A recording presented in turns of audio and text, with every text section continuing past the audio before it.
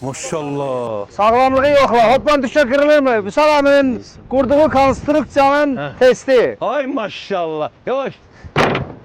Sağ ol Naista. Çok sağ ol Ziyan Bey. Öpürəm sizi, Allah canını sağ Allah eləsin. razı olsun. Sağ ol İbrahim. Allah senden xoşbaxt verdi ki, bütün meseleleri hem dəqiqləşdirsən. Şirindir bax. Spasiba. Singim şirindir bax. Çok sağ ol. Boyun Sağ ol. Allah. Sağ ol.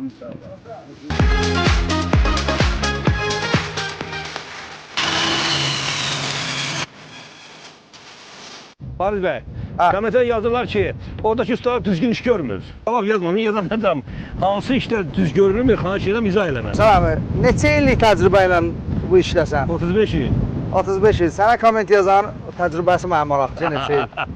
Bu da Əziz əminin proyektidir. Motosikletlə içəri girməyə, motosiklet içəri salınma. Vüsal əmi, bütçəç xeyirli olsun deyə bax. Xeyir olsun. Vüsal əmi, işlərin neçə faiz hazırdır? Hal-hazırda 85%. 85% hazırıq.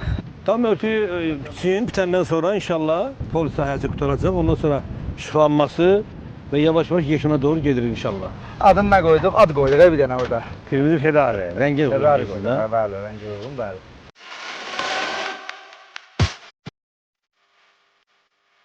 Şeylər takmaya, sancalar var ya, eldivenlərini takmaya.